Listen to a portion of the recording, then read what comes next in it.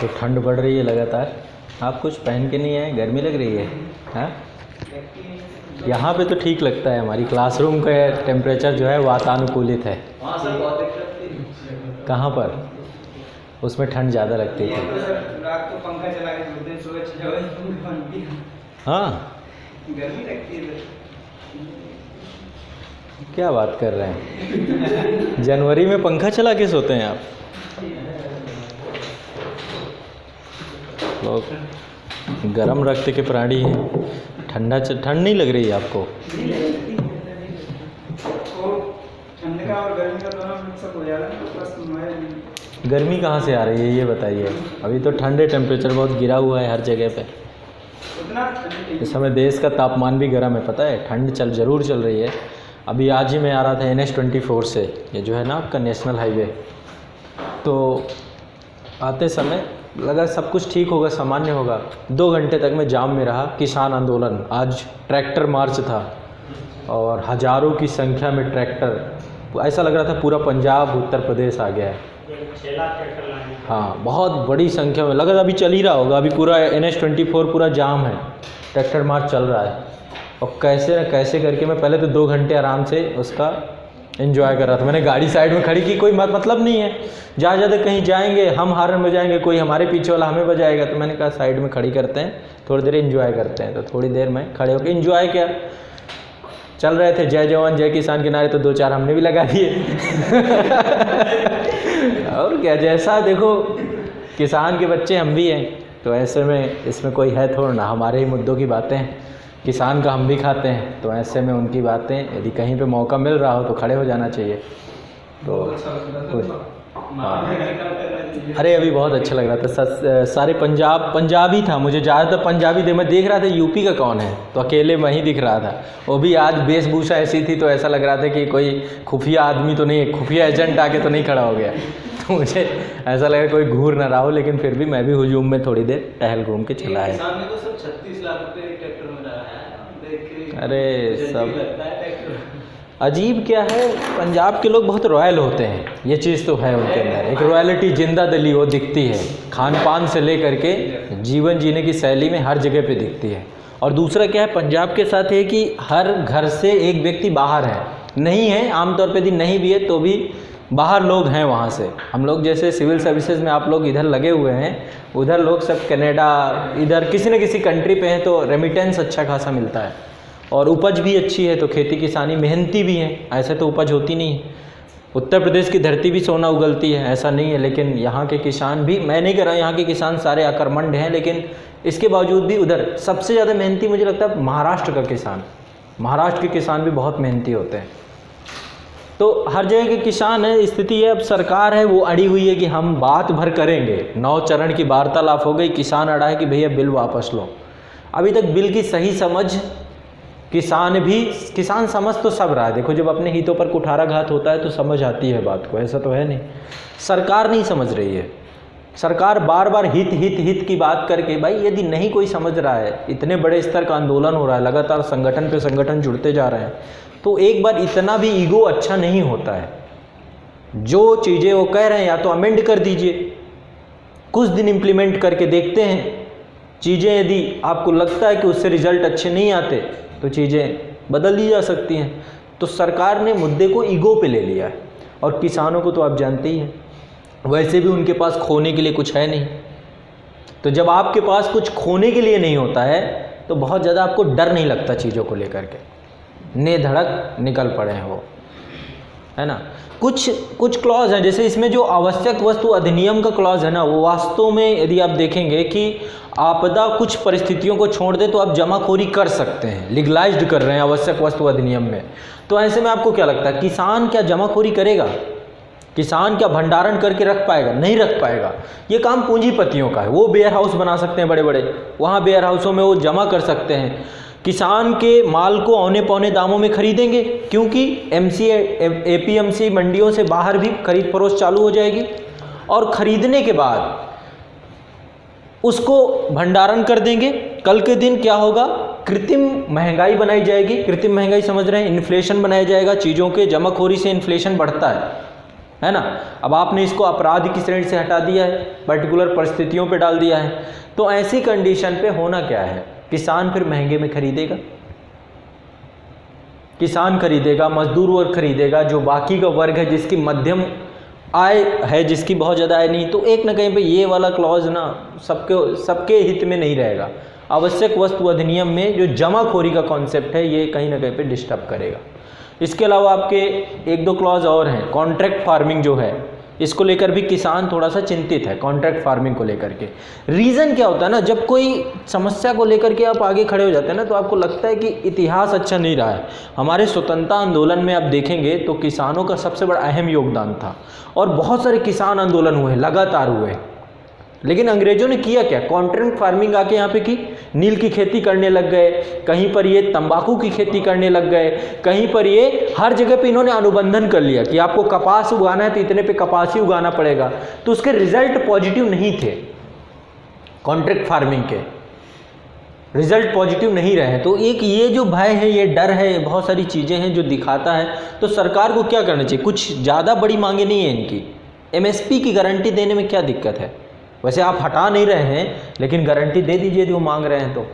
तो कुछ चीज़ें हैं। अब ये देखिए कितना लंबा चलता है, वैसे बहुत लंबा चल गया और आपको शायद जानकारी ना हो, प्रतिदिन बड़ी संख्या में किसानों की मृत्यु भी हो रही है। अब तो किसानों ने यहाँ पे घर भी बनाने चालू कर दिए, हाईवे में झुग्गियाँ बहुत सारी बन गई हैं। ठंड इतनी ठंड है, ठिठुरन है, बहुत सारे वयोवृद्ध किसान प्रतिदिन के स्तर पर ख़त्म भी हो रहे हैं। सरकार थोड़ा सा यही, इस सरकार के साथ सिर्फ एक ही दिक्कत है कि ये वापस नहीं लौटती है चीज़ों को लेकर के। जब एक बार डिसीजन ले लिया तो फिर डिसीजन के बाद उससे वापस लौटने में ये बहुत ज़्यादा इगोस्टिक हो जाते हैं। इनको लगता है कि यदि वापस लौटेंगे तो ईगो में आ जाएगी बात। तो कहीं ना कहीं पे इतना ईगो ज़रूरी नहीं है, क्योंकि आपका काम है जनता को के कल्याण की बात करना। तो जनता यदि उस चीज़ में कोई विरोध कर रही है तो उस विरोध को तुरंत, तत्काल प्रभाव से तुरंत लेना चाहिए। इतना ज़्यादा लटकाना ठीक नहीं है। वैसे भी काफ़ी टाइम हो चुका है, जब इतनी बड़ी आबादी परेशान हो, है ना। तो अभी आप लोगों में से किसी को NH-24 से, तो इधर से तो कोई गुजरता नहीं है, इधर से जाना ठीक नहीं है, क्योंकि अभी स्थिति सामान्य नहीं है। अभी यदि हुजूम गया है, ये मेरे ख्याल से मेरठ की तरफ गया है पूरा, तो ये वापस भी लौटेगा, है ना, वापस भी लौटेगा। तो अभी आज मुझे लगता है कि पूरा दिन हो सकता है कि जाम के ही पूरा गाज़ियाबाद आज आपका स्थिति सामान्य नहीं रहने वाली है। ठीक है, ये अभी चलता रहेगा जब तक चलता है। चलिए हम लोग चालू करते हैं अपने टॉपिक को, जो हमारा विषय वस्तु है। कहाँ पे थे,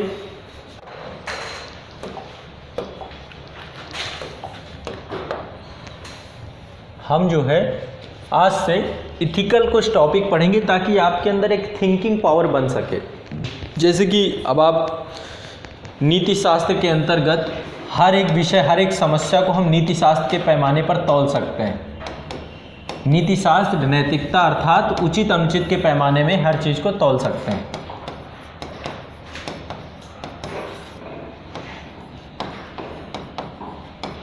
ठीक है, तो कुछ इशू लेंगे, फिर बाकी कुछ इशू आप लोग भी बनाइएगा, ये काम अब आपका काम रहेगा। जैसे अभी किसान आंदोलन है तो इसका भी नीति शास्त्र के पैमाने पे तौला जा सकता है, इसे भी, है ना, कुछ भी हर एक चीज़ को लेकर के। तो शुरुआत करते हैं भ्रूण हत्या से, एक एक टॉपिक उठाते हैं। भ्रूण हत्या अभी हो रहा है समाज में, ठीक, समाज में हो रहा है, लगातार हो रहा है, एक बड़ी प्रॉब्लम है। मृत्युदंड एक बड़ा इशू है। अभी आपने देखा कि पिछले साल 2019 में निर्भया के दोषियों को मृत्युदंड दिया गया, तो मृत्युदंड अभी भी है। विश्व में एक बड़ी डिबेट छिड़ी हुई है मृत्युदंड को लेकर के, तो एक बड़ा टॉपिक ये है। महिला सशक्तिकरण या लिंग भेद एक बड़ी समस्या है ना, तो ये टॉपिक को भी, तो एक एक करके टॉपिकों को मैं डिकोड करूँगा आपके। तो सबसे पहले शुरुआत करते हैं भ्रूण हत्या से।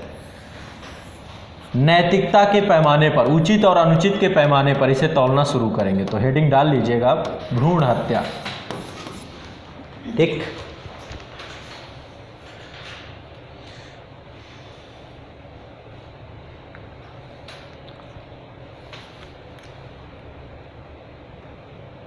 मुझे सबसे पहले बताइए कि भ्रूण हत्या है क्या, इसको परिभाषित कैसे करेंगे, परिभाषित कैसे करेंगे भ्रूण हत्या को।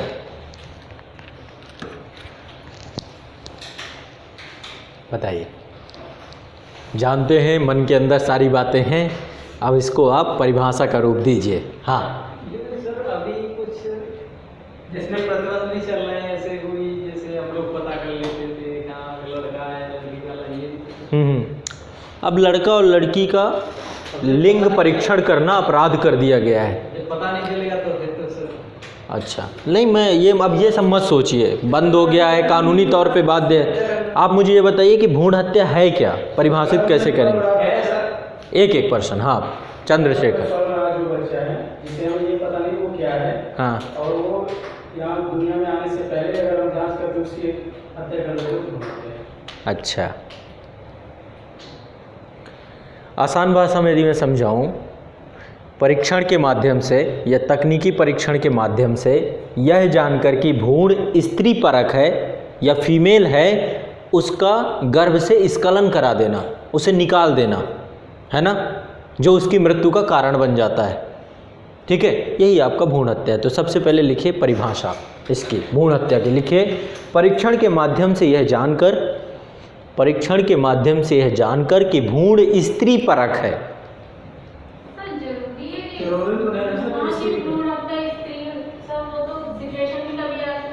वो अभी चलेंगे, पहले हम भ्रूण हत्या की परिभाषा लिख रहे हैं, अभी नैतिकता के पैमाने पे हर चीज़ समझेंगे। ठीक है, कई बार सिचुएशन आएगी वो चीज़ उचित हो जाएगी, कई बार सिचुएशन आएगी वो चीज़ अनुचित हो जाएगी। ठीक है, लेकिन एक चीज़ बताइए, हत्या हो रही है कि नहीं हो रही है, चाहे उचित हो चाहे अनुचित हो, हत्या हो रही है कि नहीं हो रही, ये बताइए मुझे। हाँ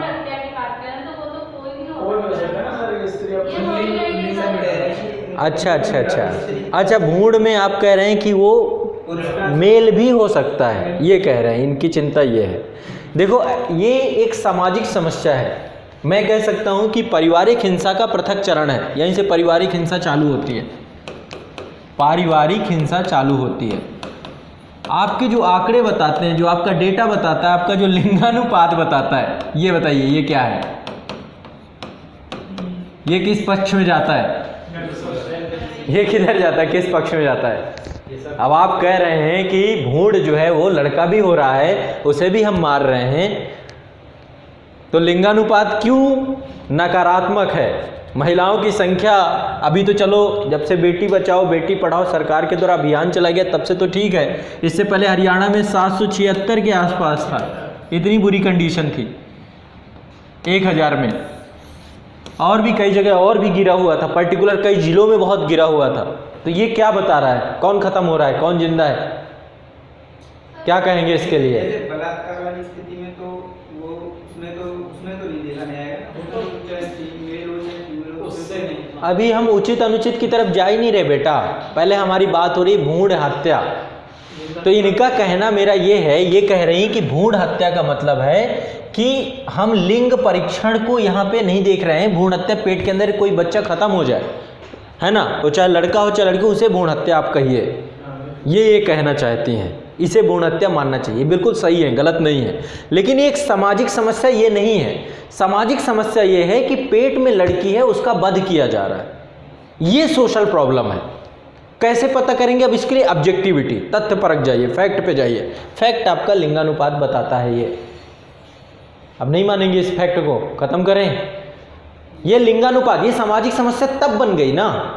भ्रूण हत्या का रीजन क्या है अभी उस पर नहीं जाएंगे, बात कर रहे हैं कि भ्रूण हत्या एक सामाजिक समस्या क्यों है, क्योंकि यहाँ पर स्त्री को जान करके कि जो भ्रूण है वो स्त्री पैदा होगी, तो ऐसी स्थिति पर उसको खत्म कर देना ये अपराध का कारण बन जा रहा है, ये सामाजिक समस्या का रूप ले रहा है। समझ रहे हो? नहीं बात नहीं समझ रहे हो, ठीक है, अभी नहीं समझ रहे हो, अभी आगे समझोगे, अभी और बहुत सारी चीज़ें हैं। तो क्या है भ्रूण हत्या? भ्रूण हत्या ये है कि परीक्षण के माध्यम से यह जानकर कि भ्रूण स्त्री परक है, उस भ्रूण को गर्भाशय में ही नष्ट कर, उस भ्रूण को गर्भाशय में ही नष्ट कर। अब ये आप कहोगे कि सर आप जो कह रहे हैं कि स्त्री परक और ये, तो मेडिकल साइंस की बहुत सारी रिपोर्ट हैं कि जितने भी गर्भपात होते हैं उसमें से 90% से ज़्यादा भ्रूण फीमेल ही हैं। तो फिर बैन नहीं किया जाता। भ्रूण लिंग परीक्षण क्यों करवाते हैं आप? पहले तो ये तो अब की सोसाइटी, एक सत्यमेव जयते आमिर खान का एक सीरियल है, वो देखिएगा, उसमें एक पूरा एपिसोड भ्रूण हत्या पे ही है कि गर्भपात को लेकर के भारत का क्या परसेंटेज है, क्या रेशियो है। एक बार जरूर देखिएगा उसको, आपकी आंखें खुल जाएंगी। ठीक है, तो लिखिए इसमें आगे, गर्भाशय में ही नष्ट कर उसका स्खलन करा देना, स्खलन करा देना ही भ्रूण हत्या है, ही भ्रूण हत्या है।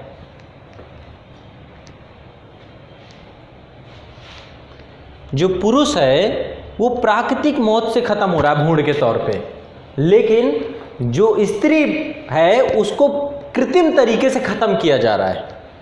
उससे ये मर्डर है, भ्रूण हत्या एक मर्डर है और वो एक प्राकृतिक मृत्यु है। कई बार पेट में बच्चे फेल हो जाते, खत्म हो जाते हैं, कई बार जो है पूरा मिसकैरेज ही हो जाता है ना। तो ये आपका ये प्राकृतिक है। हो सकता है कि कई बार जो है ख्याल नहीं रखा जाता है, बहुत सारी चीज़ें होती हैं, उस कारण से पेट में बच्चा खत्म हो जाता है ना। तो ये नेचुरल है। नहीं पता था माँ को कि मेरे अंदर बेटा था या बेटी था, लेकिन यदि आप संज्ञानात्मक तौर पे ये जान करके कि ये बेटी ही है और मुझे बेटा ही चाहिए, इसके कारण यदि आप वो मर्डर करा रहे हैं तो वो भ्रूण हत्या के अंतर्गत आएगा। ठीक है, और यदि इसको ये नहीं है इसका रीजन, तो उसको भ्रूण हत्या हम लेंगे ही नहीं, एक प्राकृतिक मौत है, उसको भ्रूण हत्या की परिभाषा में नहीं रखेंगे।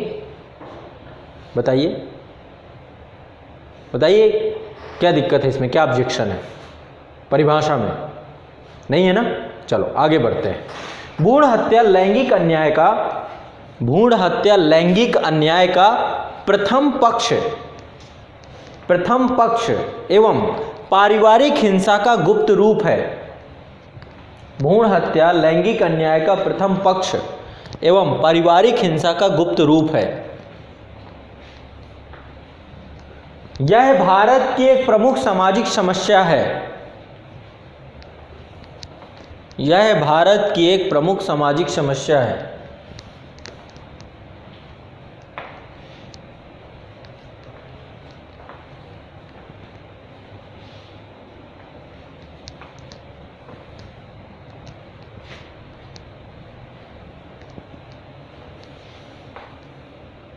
ठीक है, आगे लिखिए कारण क्या है इसके, क्यों हो रहा है ये, क्यों हो रहा है, इसके कारण क्या है, क्यों करवा रहे हैं आप भ्रूण हत्या, क्यों स्त्री को जो है हमने अपने घर में जन्म नहीं देना है, बताइए इसका कारण क्या है, इसके पीछे का रीज़न क्या है। समाज ने कुछ ऐसे नियम कानून मान्यताएं रूढ़ियों को जन्म दे रखा है जो स्त्री के खिलाफ है, एक लिंग के खिलाफ है। ऐसी मान्यताएं विकसित की हैं समाज ने। ठीक है, क्या क्या हैं, मैंने कल बहुत सारी चीज़ें आपको बताई थी। अब बहुत बेसिक चीज़ें हैं, इसमें बहुत कारण आपको लगेंगे, वो कारण प्रत्यक्ष या अप्रत्यक्ष तौर पे भ्रूण हत्या को सहयोग प्रदान कर रहे होंगे। कल मैंने एक कारण आपको बताया था कि हमारे समाज ने ये नियम बनाया है कि महिलाएं शमशान में नहीं जाएंगी। ठीक है, और शमशान में नहीं जाएंगी, एक रूल तो आपने ये बना दिया, यानी कि पिता को मुखाग्नि देने का काम कौन करेगा, पुत्र ही करेगा। ये कारण आपको समझ में आ रहा है। लेकिन इस कारण के पीछे आप देख रहे हैं कि पितृसत्तात्मकता का प्रभाव है कि नहीं है कि नहीं है। तो सबसे पहला कारण है पितृसत्तात्मकता। ये हमारा समाज पितृसत्तात्मक है, पुरुष प्रधान समाज है। पहला कारण लिख लीजिए, पितृसत्ता का उपस्थित होना। पहला कारण है सामाजिक कारण, पहला कारण में लिखिए सामाजिक कारण, पितृसत्तात्मकता। दूसरा कारण है महिलाओं की। अब देखिए, अब आप कहेंगे कि महिलाओं, अब आप ये बताइए कितने, आपने 1 साल का डेटा आप निकाल के देखिए या कोई भी डेटा ऑफिशियल निकाल के देखिए, जो रेप केस हैं, बलात्कार के केस हैं, पुरुषों के कितने हैं और महिलाओं के कितने हैं। एक मूवी बनी है, आप लोगों ने शायद देखा, क्रिमिनल जस्टिस वेब सीरीज़ है, किसी ने देखा कि नहीं देखा? नहीं देखा, डिज्नी हॉटस्टार पे है क्रिमिनल जस्टिस। आप यदि देखना चाहें तो देखेंगे। अब मुझे आप लोगों से बात करनी चाहिए नहीं करनी चाहिए, लेकिन फिर भी मैं आपसे करूँगा। देखो, यदि विवाह हो जाता है तो विवाह के बाद भी महिला के साथ बिना उसकी सहमति से यौन संबंध स्थापित करना भी अपराध है, गैर कानूनी है। इसका मतलब ये नहीं कि यदि आपका विवाह हो गया, आप उसके पति हैं या आप उसकी पत्नी हैं, तो ऐसे में आपको दोनों की सहमति एसेंट होना बहुत ज़रूरी है। अन्यथा की स्थिति में वो क्या होगी, जोर जबरदस्ती होगी। वैसे में भी आप बराबर के अपराधी होंगे, और वैसे में आप घरेलू हिंसा के कारक हैं। बिना आपकी सहमति के कोई भी कार्य आपसे कराया जाता है, इसका मतलब आपका शोषण हो रहा है ना। तो क्रिमिनल जस्टिस में एक केस दिखाया गया है कि एक महिला है जो अपने पति का मर्डर कर देती है, उसे ख़त्म कर देती है। ठीक, एक चाकू उठाती है किचन से और बेडरूम पे जाती है और उसके पेट में घोंप देती है, मार देती है। तो ऐसे में उसने हत्या कर दी, मार दिया अपने पति को। लेकिन उसके पीछे के रीज़न पे जाएंगे आप तो फिर आपको वही मर्डर सही दिखने लग जाएगा, है ना। कई बार क्या होता है कि आप बहुत अच्छे होते हैं, लेकिन आप मानसिक तौर पे धीरे धीरे पीड़ित होते जाते हैं, प्रताड़ित होते जाते हैं, और ऐसे में फिर कुछ कदम आप ऐसे उठा लेते हैं जिनका परिणाम तो बहुत बुरा है, इविल है, बैड है। लेकिन यदि आप उसके सभी पक्षों का मूल्यांकन करें तो आप पाएंगे कि नैतिक तौर पे वो उचित है। न्यायपालिका भी इसको ध्यान में देता है, ध्यान में रखता है।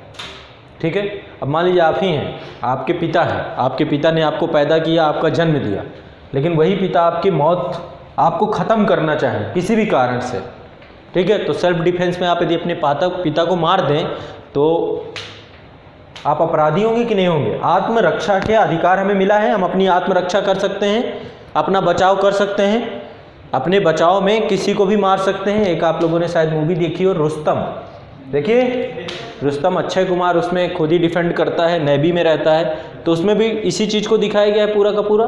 तो कहने का तात्पर्य मेरा सिर्फ ये है कि नैतिकता के पैमाने जो है ना, आपको लगेंगे परिणाम इविल होगा, परिणाम गलत होगा, परिणाम अनुचित होगा। किसी की हत्या कर देना परिणाम अनुचित है, लेकिन जब उसके दूसरे पक्षों पे जाकर आप देखेंगे तो पाएंगे कि जो वो कार्य हो रहा था वो उस रिजल्ट से भी ज़्यादा अनुचित था।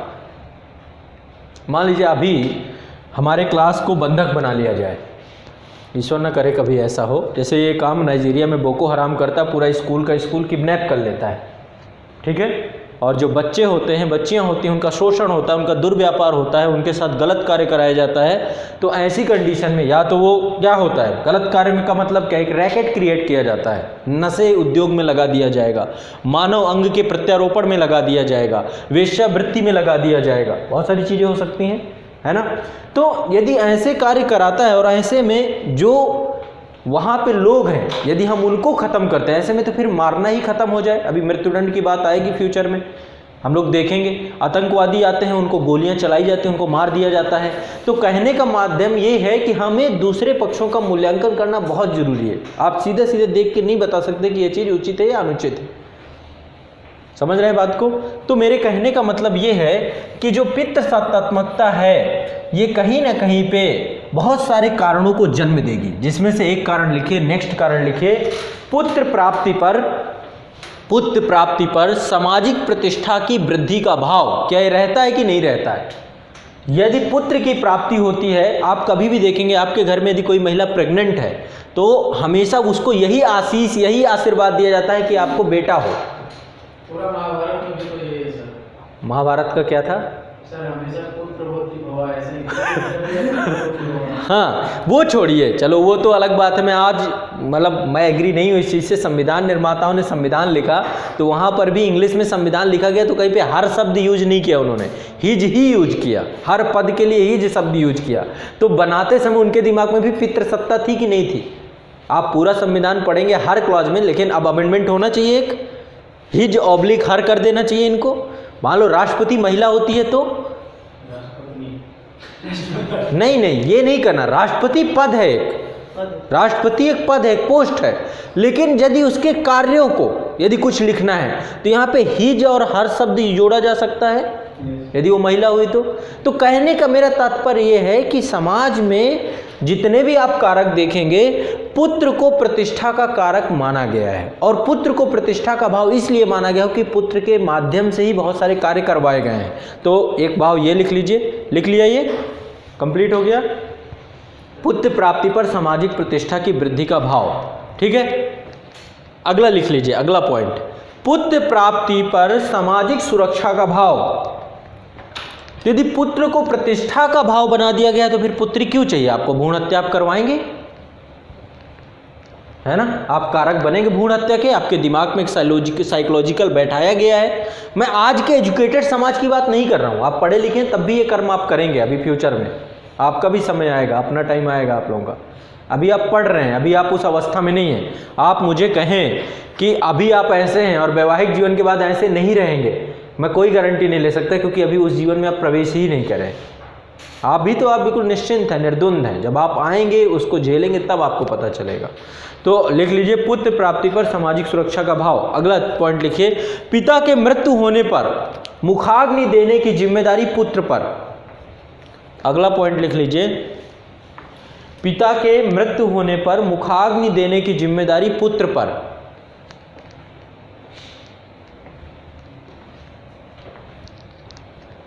यदि ये क्लॉज भी खत्म हो जाता, ऐसा क्लॉज बदल जाता, तो पुत्री का महत्व बढ़ जाता, है ना? पुत्री को भी यही बोला जाता। मान लो उल्टा होता यही चीज़ कि ये अधिकार पुत्री को प्राप्त होता, तो फिर पुत्र संकट में होता, उसका भ्रूण हत्या होता।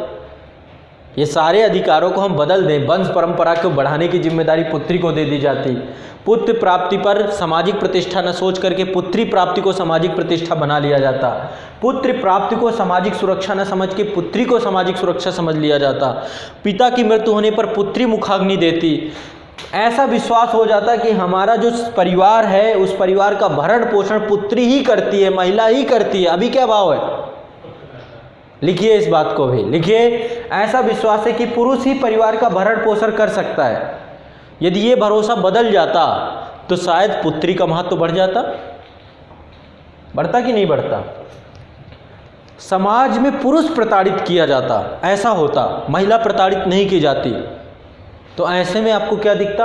आज अब किसके अधिकारों की बात करें? 33% आरक्षण दो, 33% आरक्षण दो। क्यों मांग रहे हो आरक्षण? क्योंकि हर जगह पे पुरुष आसीन है, गद्दी में बैठा हुआ है हर जगह पे, इसलिए उसने सभी चीज़ों को अपने कब्जे में ले रखा है, महिला को देना ही नहीं चाहता है। ठीक है, कल मैंने आपको बताया था कि आपको यदि लगता है, आपको यदि भ्रम है कि पितृसत्तात्मकता समाज आपका नहीं है, तो आपके अंदर भी है। हो सकता है आपके चेतन मस्तिष्क में अच्छाई हो, आप पितृसत्ता के खिलाफ हो, लेकिन आपका अवचेतन मस्तिष्क अभी भी पितृसत्ता का समर्थक है। ये मैं उस दिन बात करूंगा जिस दिन आप उस कंडीशन में आके खड़े हो जाएंगे, तब समझ रहे बात को? ठीक है, आगे लिखिए। नेक्स्ट, आर्थिक कारण। अगला कारण है आर्थिक कारण। ये तो सामाजिक कारण हो गए, और भी बहुत सारे सामाजिक कारण है। आप लिखने बैठोगे तो लिखते रहोगे। आर्थिक कारण क्या हो गया है?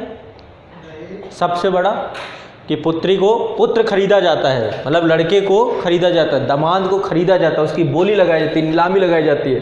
10 लाख, 15 लाख, 20 लाख, 50 लाख, जैसे जैसे आपकी पद प्रतिष्ठा हुई वैसे आप बोली लगवाते हैं। काम आप भी बाजार में बिकोगे एक दिन। लड़के बाजार में बिकते हैं, सबकी बोली अलग अलग लगती है। लगती कि नहीं लगती?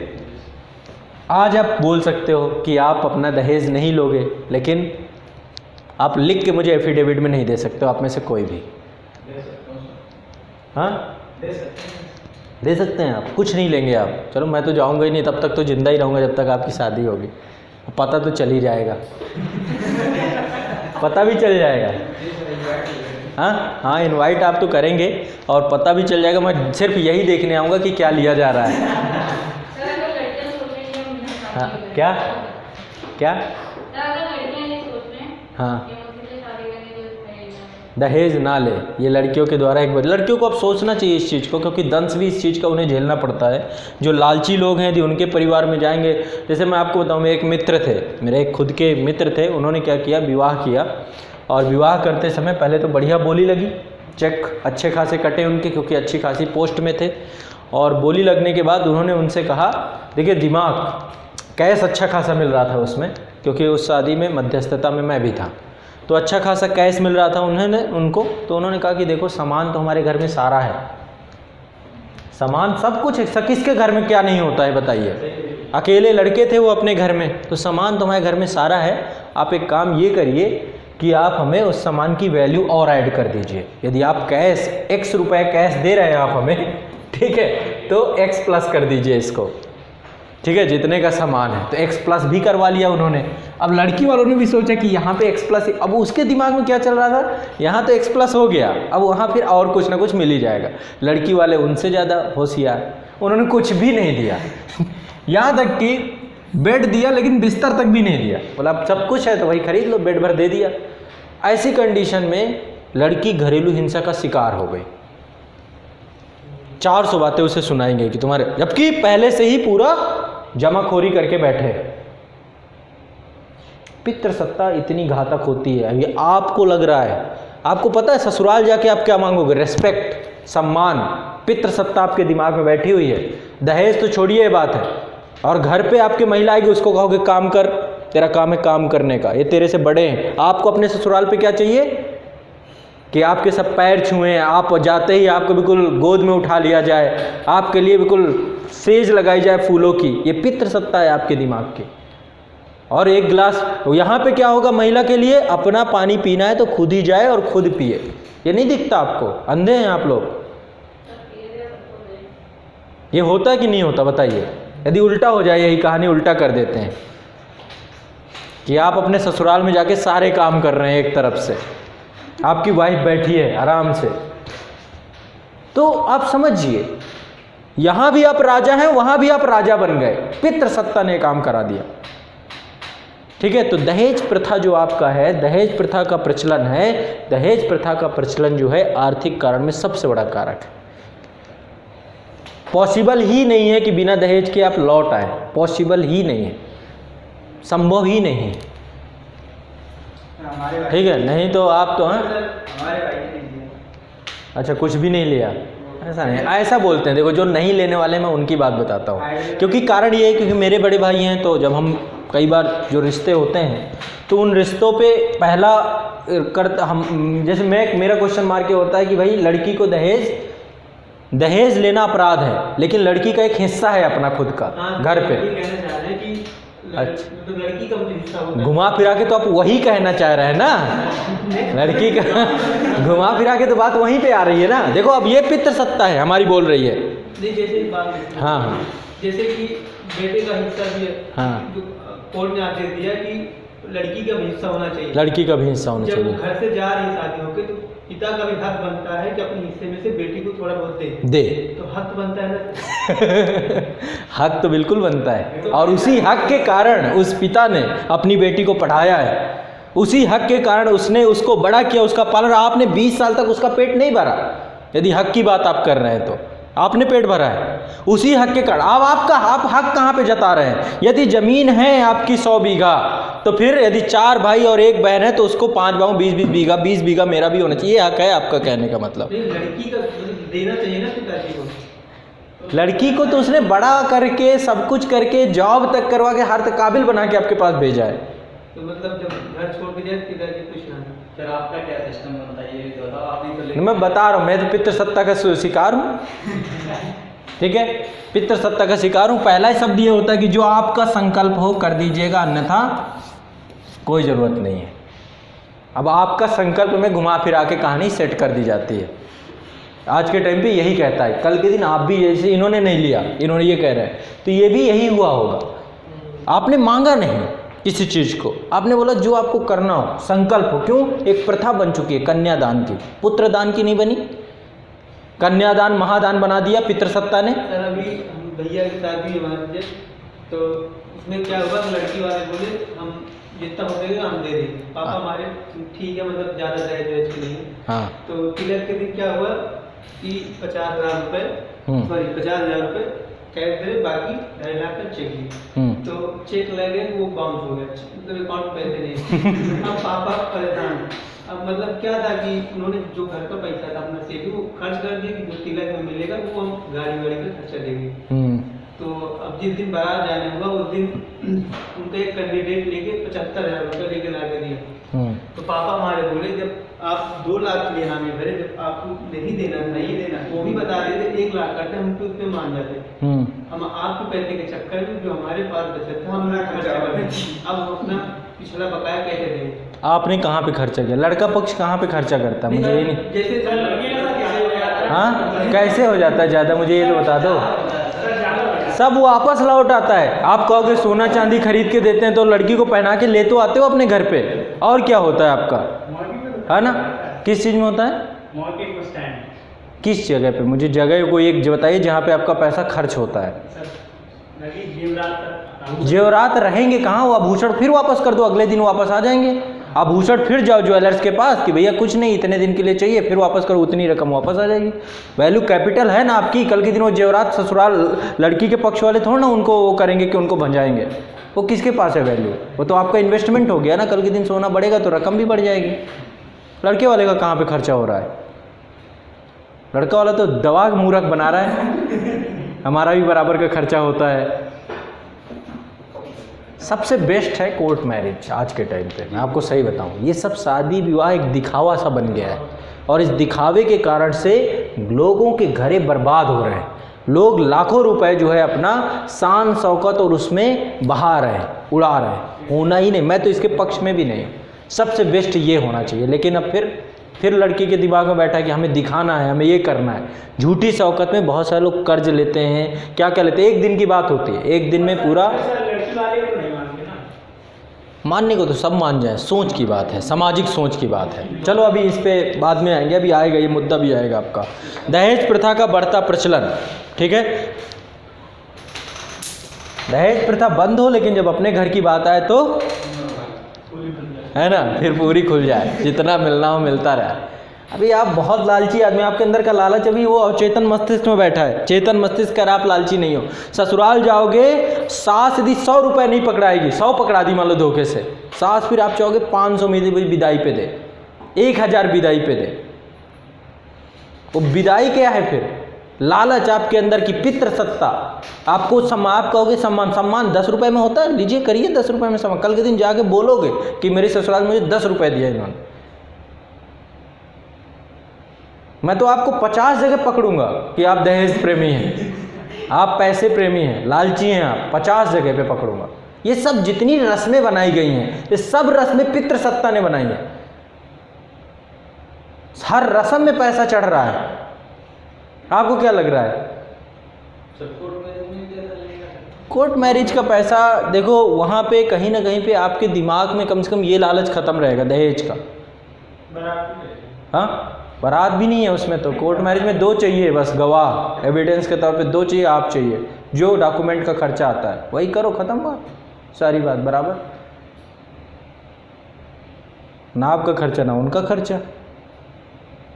फूल के माला ले जाना कम से कम शगुन के तौर पे, इतना बहुत है।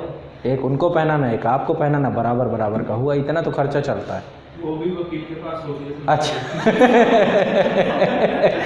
अगला नेक्स्ट, पराया धन मानने की प्रवृत्ति। लड़की को हम पराया धन बचपन से ही मान के चलते हैं, पराया धन मानने की प्रवृत्ति। लेकिन पापा ने वो 2.5 लाख का चेक बाद में तो बोला होगा ना कि वो बाउंस, फिर वो मिला ही नहीं। फिर पापा का जितना दिए उतना सही। अच्छा, फिर वो चेक का मतलब कोई मतलब नहीं रहा। तो उनसे कहे तो 2.5 का क्यों काटे थे, 10 का काटते, कम से कम समाज में अच्छा लगता है। 75,000 बाद में दिए थे। अच्छा, 75 और मिल गए उस, लेकिन दिमाग तो चल ही रहा होगा ना अभी कि चलो कभी ज़रूरत पड़ेगी तो उधर से आए। हम पापा हमके ज़्यादा बड़े बोलोगे ना, लगा देगा दहेज प्रथा, सब लोग अंदर जाएंगे। अच्छा, डरवा दिया आपने। नहीं, हम पापा को बताएं कि पैसा नहीं दे रहे हैं, काम की काम पे ज़्यादा ना परेशान हो। अच्छा, लेकिन पापा ने ये बात बोली कि पैसा नहीं दे रहा, अभी उनके दिमाग में चल रहा है। तो हमको मजबूत पर से लगा देंगे दहेज प्रथा, तो सब लोग अंदर करेंगे, जितना मिला है तुमको। ठीक है, अगला नेक्स्ट, सामान्यतः महिला के घरेलू कार्यों को मूल्यविहीन माना जाता है। ये भी एक कारण है। महिला के कार्य की वैल्यू क्या है? 0 है। उसके किसी भी कार्य की वैल्यू आप 0 मानते हैं। महिला कुछ भी करे वैल्यू 0 है। ठीक है, तकनीकी कारण लिख लीजिए। तकनीकी कारण, तकनीकी कारण। आसानी से भ्रूण की पहचान कर, आसानी से भ्रूण की पहचान कर सुरक्षित रूप से भ्रूण हत्या हो जाती है। मतलब ऐसा नहीं कि भ्रूण हत्या करने पे किसी की मृत्यु हो जाए या कुछ हो जाए, बहुत आसान है ये काम भ्रूण हत्या करना। ये तकनीकी तौर पे भी बहुत कठिन होता तो शायद एक बार लोग डरते, लेकिन ये बहुत आसानी से ख़त्म हो जाता है। एक चीज़, बहुत बड़ी चीज़ नहीं है ये।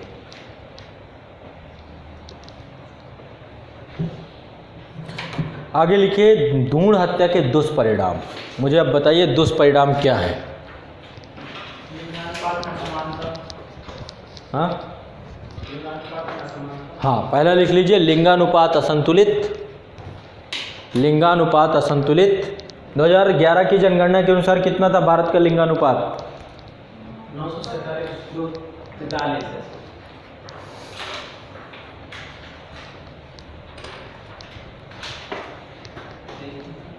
अब आप बताओ कौन सही है कौन गलत है?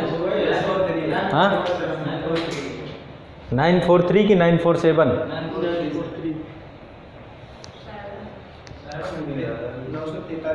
943 है सर। 47,000 शायद नहीं है, एकदम 43। ठीक है, सही है। लिख लीजिए लिंगानुपात असंतुलित, जिसके दुष्परिणाम सामने आ रहे हैं। 2011 की जनगणना में शिशु लिंगानुपात इससे भी कम था, है ना? हाँ, 2011 की जनगणना के अनुसार यह 243 है। अब देखिए, आप देखेंगे यदि महिलाओं की संख्या कम होगी, हरियाणा जैसे क्षेत्र में एक मूवी बनी है, आप लोग देखें यदि कभी, भूमि के नाम से, भूमि पूजन, देखा है किसी ने? एक ही महिला रहती है, 5 पुरुष होते हैं, महाभारत की कहानी बना दी है। उसमें महिलाएं ही नहीं है, महिलाओं की संख्या मान लो कम पड़ जाए तो क्या होगा? लिंगानुपात बहुत कम हो जाए तो ऐसे में क्या होगा? विवाह होने बंद हो जाएंगे, लड़कों के विवाह होने बंद हो जाएंगे कि नहीं हो जाएंगे? दिक्कत है, जिस चीज़ की सप्लाई कम हो, डिमांड ज़्यादा हो, तो ऐसे में क्या होगा? महंगाई बढ़ेगी, है ना? तो बहुत सारे, जब ये चीज़ होगी, लिंगानुपात कम होगा, तो सामाजिक समस्याओं का जन्म हो जाएगा विभिन्न, जैसे समाज में वेश्यावृत्ति का जन्म, महिलाओं को वेश्या बना दिया जाएगा। वेश्या मतलब एक महिला कई पुरुषों के साथ संबंध बना रही है, ठीक है? तो लिखिए, अब इससे क्या होगा? क्या इससे बलात्कार की घटनाएं बढ़ेंगी? बढ़ेंगी कि नहीं बढ़ेंगी? छेड़छाड़ की घटनाएं बढ़ेंगी, अपहरण की घटनाएं बढ़ेंगी, तो ये विभिन्न सामाजिक समस्याओं का भी जन्म हो जाएगा। लिखिए लिंगानुपात कम होने से छेड़छाड़, अपहरण, महिलाओं की खरीद फरोख्त, महिलाओं की खरीद फरोख्त, यौन उत्पीड़न, यौन उत्पीड़न, वेश्यावृत्ति आदि सामाजिक बुराइयों को बढ़ावा मिलेगा, आदि सामाजिक बुराइयों को बढ़ावा मिलेगा। और ये सारी चीज़ें आप देख पा रहे हो, अभी सामने आपको दिख रही हैं। अगला, नेक्स्ट,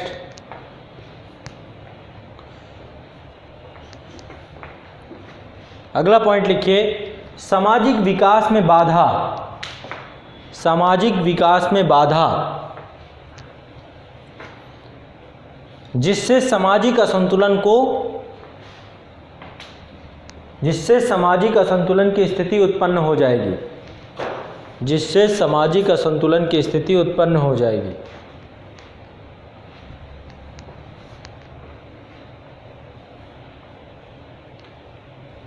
अब मुझे बताइए, अब नेक्स्ट लिखिए भ्रूण हत्या के नैतिक पक्ष, ये सही क्यों है, और फिर देखेंगे कब जायज़ है और कब देखेंगे कब जायज़ नहीं है। ये होना भी चाहिए, कई परिस्थितियां ऐसी क्रिएट होंगी जिसमें करना पड़ेगा। भ्रूण हत्या के नैतिक पक्ष,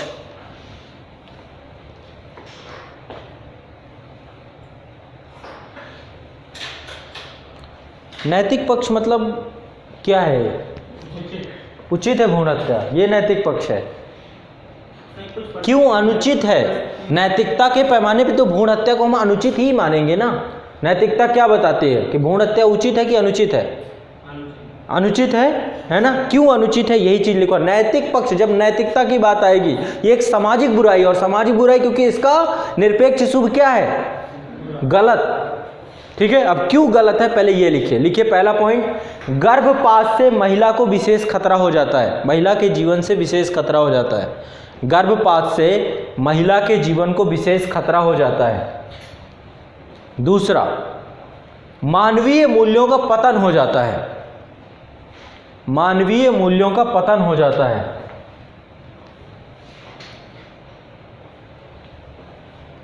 आपने किसी के राइट टू लाइफ को ख़त्म कर दिया, जीवन जीने के अधिकार को ख़त्म कर दिया किसी के, तो उसको भी लिख लीजिए।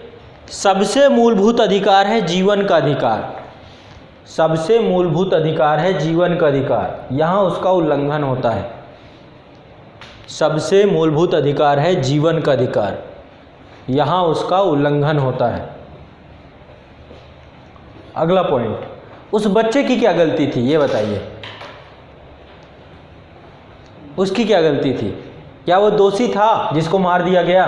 तो किसी निर्दोष की जान ले लेना नैतिक होगा अनैतिक होगा? अनैतिक होगा। तो लिखिए, एक निर्दोष प्राणी को, एक निर्दोष प्राणी को उसके जीवन से वंचित करना अनैतिक कार्य है। एक निर्दोष प्राणी को उसके जीवन से वंचित करना एक अनैतिक कार्य है।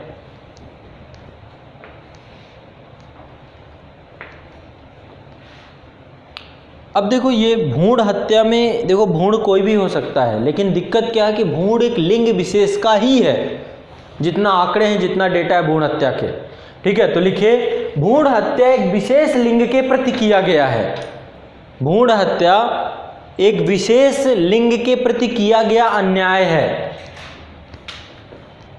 जो कि समानता के आदर्श के विपरीत है, जो कि समानता के आदर्श के विपरीत है।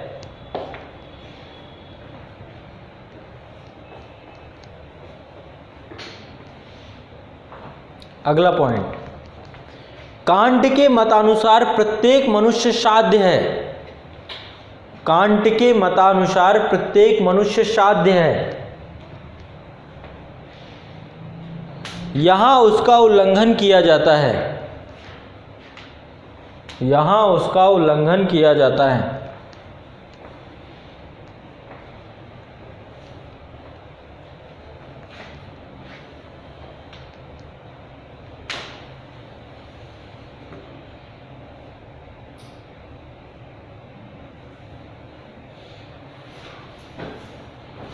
अब मुझे बताइए, क्या भ्रूण परीक्षण करना जायज़ है या नहीं? तो कुछ परिस्थितियां ऐसी होंगी जहां पर भ्रूण की परीक्षण किया जाना चाहिए। जैसे मान लीजिए आप हैं, महिला है, महिला को मधुमेह है, महिला को ऐसे और बहुत सारे रोग हैं जो बच्चे को भी हो सकते हैं। तो क्या ऐसी कंडीशन में उस बच्चे को जानना ज़रूरी होगा कि नहीं होगा? है ना? तो पहला हेडिंग डालिए, कब भ्रूण परीक्षण जायज़ है, कब इसे आप सही ठहराएंगे भ्रूण परीक्षण को। सही कब होगा? जब उसका उद्देश्य और प्रयोजन क्या होगा? सही होगा। मैंने आपको बताया था कि जब उद्देश्य और प्रयोजन ये दोनों चीज़ें सही हों तो कोई भी चीज़ नैतिक हो जाती है। तो लिखिए, अनेक बीमारियां ऐसी हैं जिनकी पहचान गर्भावस्था में संभव है। अनेक बीमारियां ऐसी हैं जिनकी पहचान गर्भावस्था में संभव है। देखो, एक आपने शायद पढ़ा हो जेनेटिक्स इंजीनियरिंग में 3 पैरेंटल बेबी का एक कॉन्सेप्ट है। 3 पैरेंटल बेबी मतलब डिजाइनर बेबी भी बोलते हैं इसे। जैसे मान लीजिए X है, Y है, ठीक है, X मदर है, ठीक है, निगेटिव चार्ज कर देते हैं, और ये पॉजिटिव फादर है, ठीक है। इनका बेबी हुआ, उसका नाम रख देते हैं XY, ठीक। मदर में कुछ प्रॉब्लम्स हैं, जेनेटिक्स प्रॉब्लम्स हैं, कुछ भी हो सकता है, इसको मधुमेह हो सकता है, हीमोफीलिया हो सकता है, बहुत सारे हैं, ठीक है, हेपेटाइटिस हो सकता है। ऐसे रोग हैं जो रोग, या वर्णांधता हो सकता है, कलर ब्लाइंडनेस हो सकता है। तो आएगा कैसे? जेनेटिक्स रोग है तो जीन्स के माध्यम से ट्रांसफ़र हो जाएगा इस बच्चे में, ठीक है, क्योंकि मदर फादर दोनों का जीन ही है जो इसमें आकर के ठीक है, आपको पता है ना गुणसूत्र 46 होते हैं।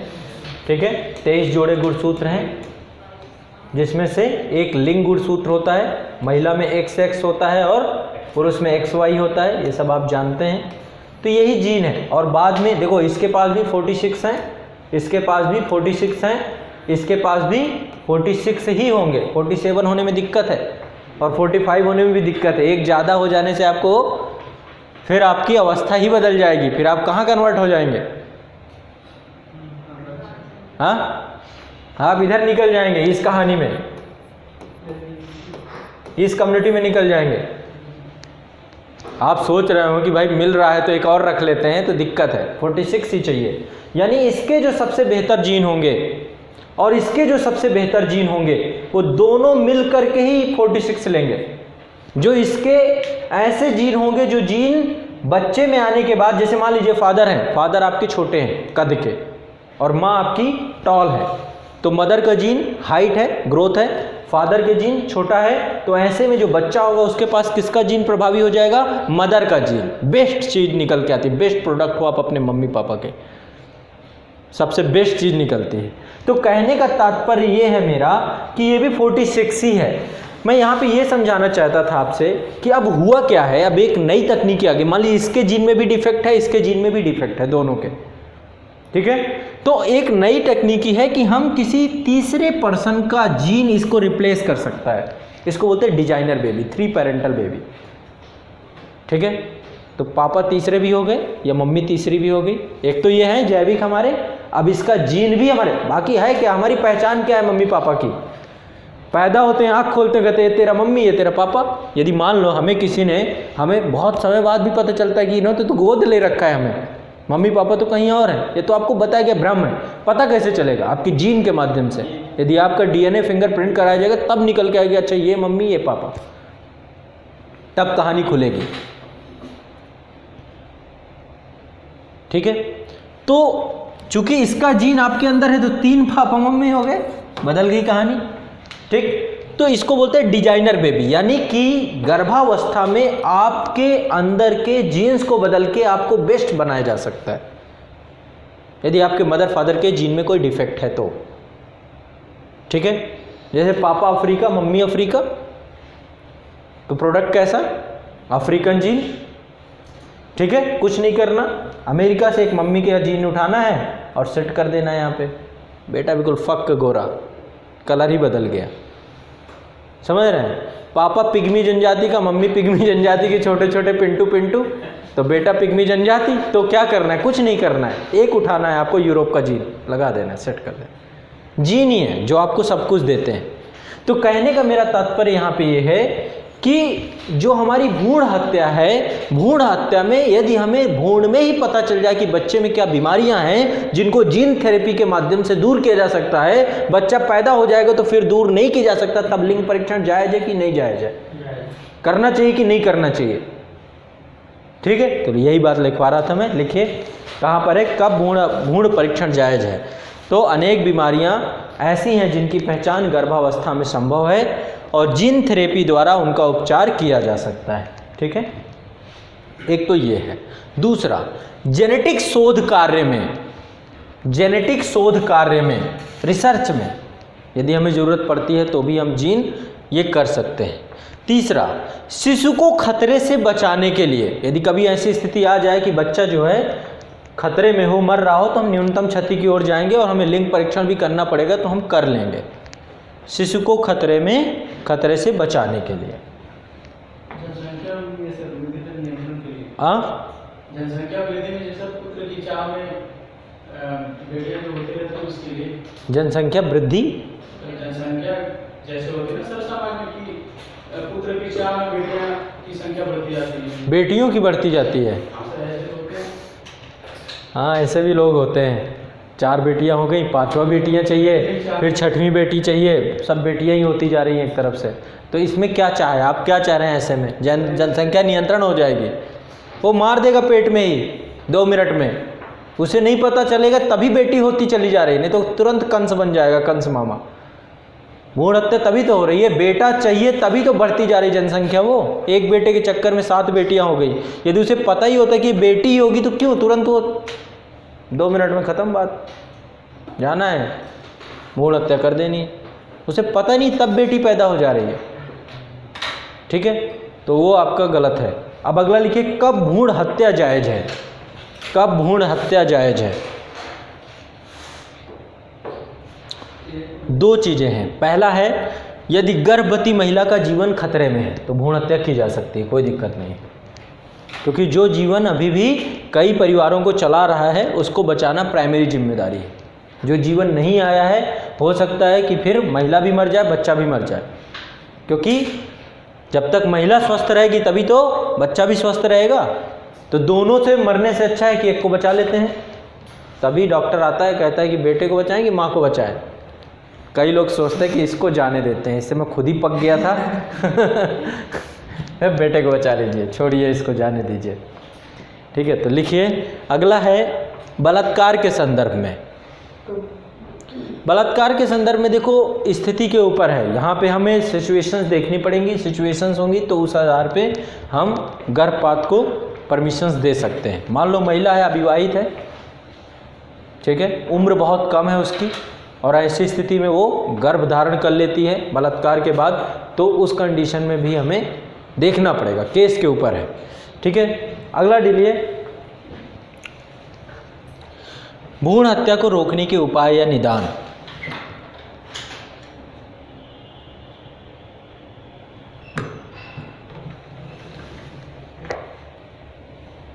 भ्रूण हत्या को रोकने का निदान, अब आप बताएंगे क्या निदान होगा। सबसे पहले हमें एक सोशल एक्शन करना पड़ेगा, समाज की सोच, समाज की गंदगी को दूर करना पड़ेगा। करना पड़ेगा, नहीं करना पड़ेगा? समाज के दिमाग में जो गंदगी भरी हुई है इसे हम दूर कर लें, पहला काम ये कर लें। तो लिखिए, पहला, सामाजिक सोच में परिवर्तन लाना होगा। सामाजिक सोच में परिवर्तन लाना होगा। नंबर 2, महिलाओं के प्रति दृष्टिकोण में बदलाव लाना होगा। महिलाओं के प्रति दृष्टिकोण में बदलाव लाना होगा। नंबर 3, समाजीकरण की प्रक्रिया को मानवीय मूल्य, समाजीकरण की प्रक्रिया को मानवीय एवं मूल्यात्मक बनाना होगा। समाजीकरण की प्रक्रिया को मानवीय एवं मूल्यात्मक बनाना होगा।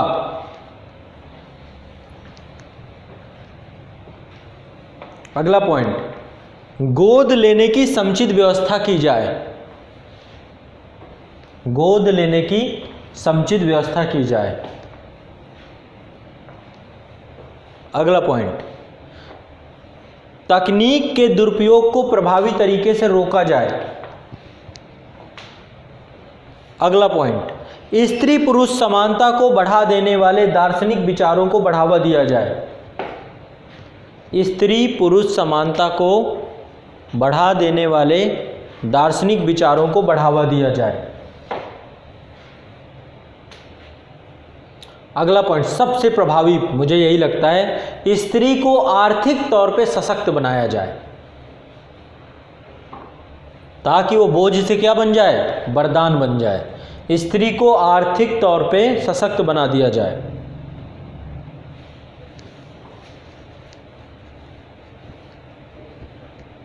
अब बहुत सारी महिलाएं हैं, साइना नेहवाल का नाम आपने सुना होगा, पीवी सिंधु का नाम आपने सुना होगा, एमसी मैरी कॉम का नाम आपने सुना होगा, गीता फोगाट का नाम आपने सुना होगा, इंदिरा नूई का नाम आपने सुना होगा, कल्पना चावला का नाम आपने सुना होगा, सुनीता विलियम्स का नाम आपने सुना होगा। बहुत महिलाएं, भरी पड़ी है पूरी धरती, बड़ी गई धरती बड़ी।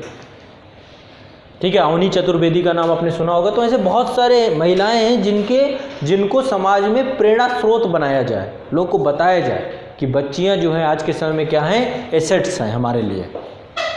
हर कार्य ये कर सकती हैं जो कार्य पुरुष कर सकता है, और पुरुष से बेहतर कर सकती हैं। ठीक है, पुरुष से बेहतर हर कार्य को सिर्फ और सिर्फ कोई कर सकता है तो महिला कर सकती है, और पुरुष से ज़्यादा काम कोई कर सकता है तो सिर्फ महिला कर सकती है।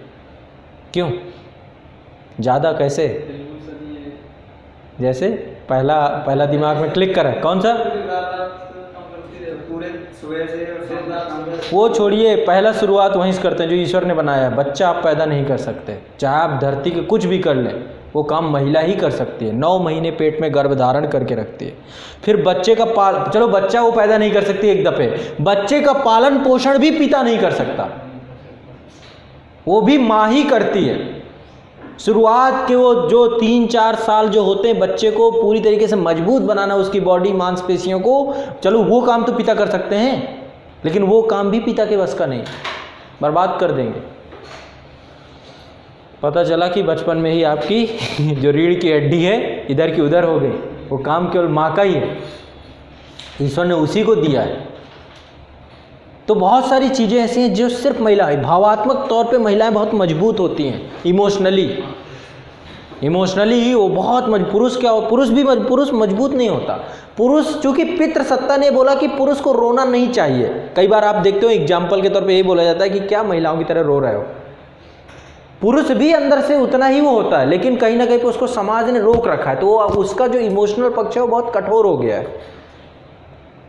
दर्द हमें भी होता है दिमाग में, लेकिन वो एक बना दिया गया ना, कहा मर्द को दर्द नहीं होता, ये मर्द से पूछे कि दर्द कितना होता है। तो कहने का तात्पर्य ये है कि समाज के पितृसत्ता ने हमें धीरे धीरे कमज़ोर बना दिया, पुरुषों को कमज़ोर बना दिया गया। ठीक है, हम अपने भाव नहीं निकाल सकते। अगला लिखिए, विभिन्न क्षेत्रों में सुप्रतिष्ठित एवं बेहतरीन प्रदर्शित करने वाली समाज एवं देश का नाम रोशन करने वाली महिलाओं को, विभिन्न क्षेत्रों में सुप्रतिष्ठित बेहतरीन प्रदर्शन करने वाली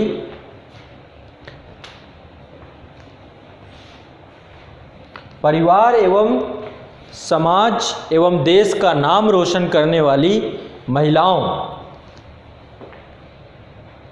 आदि के बारे में संदेश प्रसारित किया जाए, आदि के बारे में संदेश प्रसारित किया जाए। राज्य के द्वारा, राज्य या सरकार के द्वारा, राज्य या सरकार के द्वारा, राज्य या सरकार के द्वारा विभिन्न सामाजिक प्रभावों के माध्यम से, विभिन्न सामाजिक प्रभावों के माध्यम से, जैसे बेटी बचाओ बेटी पढ़ाओ, जैसे बेटी बचाओ बेटी पढ़ाओ, सुकन्या समृद्धि योजना, सुकन्या समृद्धि योजना, प्रधानमंत्री मातृत्व वंदना योजना, प्रधानमंत्री मातृत्व वंदना योजना आदि भ्रूण हत्या को रोकने, आदि भ्रूण हत्या को रोकने और लिंगानुपात की समस्या के निदान में सहायक हैं, और लिंगानुपात की समस्या के निदान में सहायक हैं।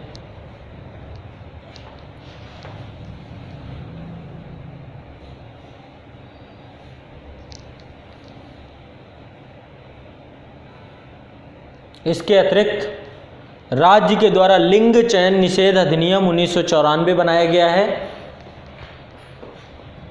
इसके अतिरिक्त राज्य के द्वारा लिंग चयन निषेध अधिनियम 1994 पारित किया गया है,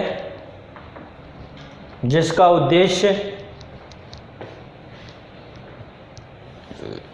मुख्य उद्देश्य कन्या भ्रूण हत्या को रोक लगाना, कन्या भ्रूण हत्या को रोक लगाना, लिंगानुपात में सुधार लाना, लिंगानुपात में सुधार लाना,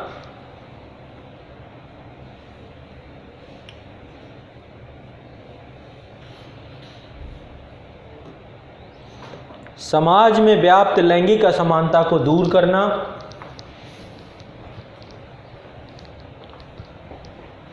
लैंगिक असमानता को दूर करना, कन्याओं को समाज में उचित स्थान दिलाना, कन्याओं को समाज में उचित स्थान दिलाना तथा जागरूकता लाना, तथा जागरूकता लाना, ऐसी नीतियों का निर्माण करना, ऐसी नीतियों का निर्माण करना ताकि उन्हें समाज और राष्ट्र में पुरुष के समकक्ष अधिकार मिल सकें।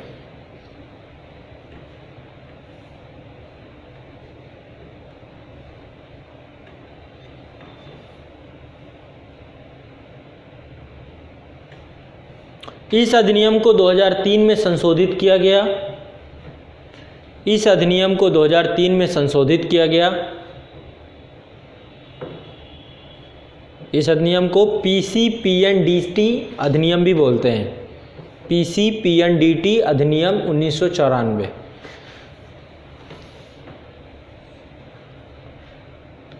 लिखिए इसमें क्या क्या है। इस अधिनियम के मुख्य पक्षों को लिख लीजिए। नंबर 1, पहला, इस गर्भावस्था के दौरान, लिखिए पहला क्लॉज क्या है इसका, गर्भावस्था के दौरान केवल पंजीकृत क्लिनिकों एवं प्रयोगशाला में ही, केवल पंजीकृत क्लिनिकों एवं प्रयोगशालाओं में ही महिलाओं का उपचार किया जाएगा। यानी रजिस्टर्ड होना चाहिए, ऐसे नहीं जा सकते आप कहीं भी। तो रजिस्ट्रेशन किए गए जितनी भी आपकी लैब्स हैं, है ना, में महिलाओं का जैसे अल्ट्रासाउंड होता है, ये सारी चीज़ें आप कहीं भी नहीं करा सकते, वो पंजीकृत रजिस्टर्ड होना चाहिए। तो पहले तो इसे ही अपराध बना दिया गया। अगला नेक्स्ट, गर्भावस्था के दौरान गर्भ के लिंग को बताना कानूनी अपराध बना दिया गया। गर्भावस्था के दौरान गर्भ के लिंग को बताना कानूनी अपराध माना गया। अगला पॉइंट, अगला पॉइंट लिखिए, इसमें लिंग निर्धारण को बताने वाले, इसमें लिंग निर्धारण को बताने वाले क्लिनिक एवं प्रयोगशालाओं के डॉक्टरों, क्लिनिक एवं प्रयोगशालाओं के डॉक्टरों को जुर्म साबित होने पर, इसमें लिंग निर्धारण को बताने वाले क्लिनिक एवं प्रयोगशालाओं के डॉक्टरों को जुर्म साबित होने पर 3 साल की कैद, 3 साल की कैद एवं 10,000 रुपये तक के जुर्माने का प्रावधान बना दिया गया।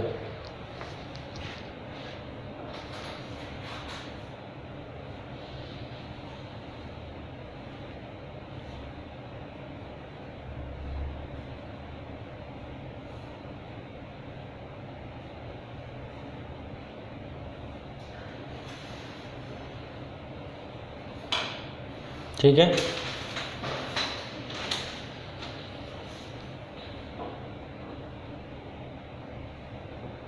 एक चीज़ और लिख लीजिए। अगस्त 2013 में क्या हुआ था, एक कमेटी भी बनाई गई थी और इस अधिनियम में एक प्रावधान और किया गया था। अल्ट्रासाउंड की जो मशीनें हैं, सभी मशीनों का भी पंजीकरण होना चाहिए। कोई भी मशीन ऐसी नहीं होगी जिसका लाइसेंस नहीं हो, जो पंजीकृत ना हो। बिना लाइसेंस की वो मशीन को कहीं भी कोई भी नहीं रख सकता। जैसे आप चाहें, आपके पास पैसा है, अल्ट्रासाउंड की मशीन घर पे लगवा लें तो नहीं लग सकती। ठीक है, तो ये भी लिख लीजिए। इस अधिनियम के तहत अल्ट्रासाउंड मशीनों को पंजीकृत किए बगैर, अल्ट्रासाउंड मशीनों को पंजीकृत किए बगैर बेचने वालों के खिलाफ कार्रवाई की जाएगी।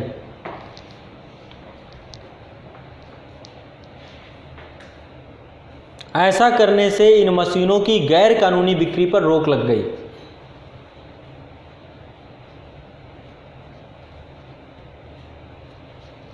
ठीक है, तो अल्ट्रासाउंड मशीनों का भी रिकॉर्ड प्रॉपर रखा जाता है। स्वीडन आपको पता होगा एक कंट्री है, तो स्वीडन में गर्भपात को व्यक्तिगत अधिकार दिया गया है। आपका ये फंडामेंटल राइट है, आप करवा सकते हैं। आपका राइट है, आप बच्चा पैदा करना चाहते हैं, आप मारना चाहते हैं, क्या करना चाहते हैं, चूँकि आपके शरीर के अंदर की बात है। तो समर्थन मिला है स्वीडन में। गर्भपात जो है महिला का फंडामेंटल राइट है, पुरुष का नहीं है। ये महिला का निर्णय होना चाहिए कि उसे बच्चा रखना है या उसे ख़त्म करना है। ठीक है, तो वहाँ पर मिला हुआ है। ठीक है, नेक्स्ट डाल दीजिए मृत्युदंड। तो मृत्युदंड आज नहीं, कल करेंगे। आज के लिए यहीं तक। ठीक, इसमें और भी जो पॉइंट आपको लगें